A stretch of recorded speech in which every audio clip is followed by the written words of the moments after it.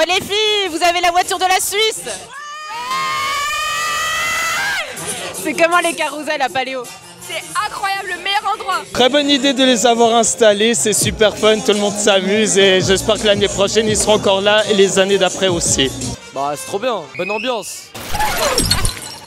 Ça permet que tout le monde ait accès au village. Yannick, il a une conduite sportive. Absolument. Ben, ça me rappelle simplement mon enfance, c'est tout. Non, franchement, je trouve que c'est un truc qui est juste magnifique.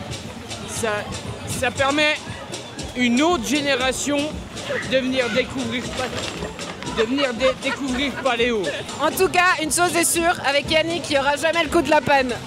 Non. Attention. Désolé. Bon bah voilà, on a fini la course avec Yannick, merci. Avec grand plaisir. Ce fut un plaisir, merci. Et à la prochaine. Bonne soirée. Pareillement. Merci. Alexandre Goretta, bonjour. Bonjour. Merci d'être avec moi pour cette petite balade. Alors vous êtes-vous responsable des stands de nourriture, mais ça c'est un autre sujet.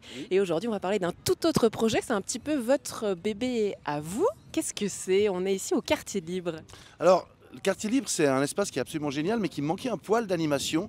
Et puis, bah, en discutant, en réfléchissant, j'ai décidé une fois qu'on pouvait peut-être amener des attractions foraines pour animer la zone, pour permettre à tous les gens du district de Nyon qui viennent pas forcément tous les jours au festival de venir en famille, entre amis et d'avoir quelques activités un peu plus sympathiques.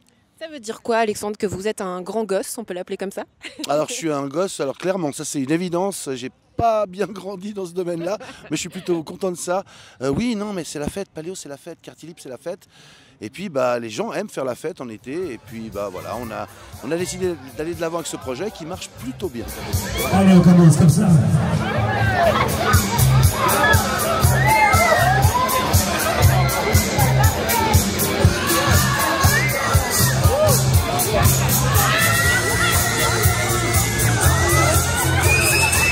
J'aimerais revenir un petit peu sur son style à lui, parce qu'il a un style un peu particulier, vintage, vous me disiez.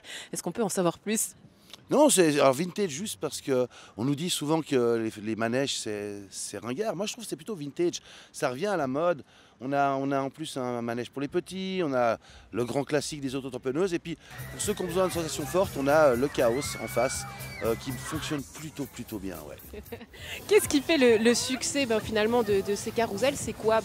Qu'est-ce qu'il faut absolument? Il faut le monsieur, le forain qui crie un petit peu, ça donne quoi? Bah, ça donne la personne qui attire les gens. Non, c'est beaucoup de musique, c'est beaucoup de lumière. C'est juste les gens qui ont envie de s'éclater.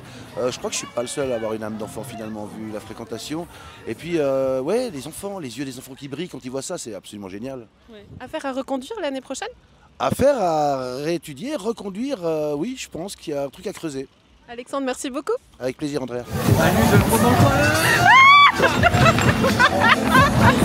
Merci NRTV en direct du Paléo. Merci NRTV.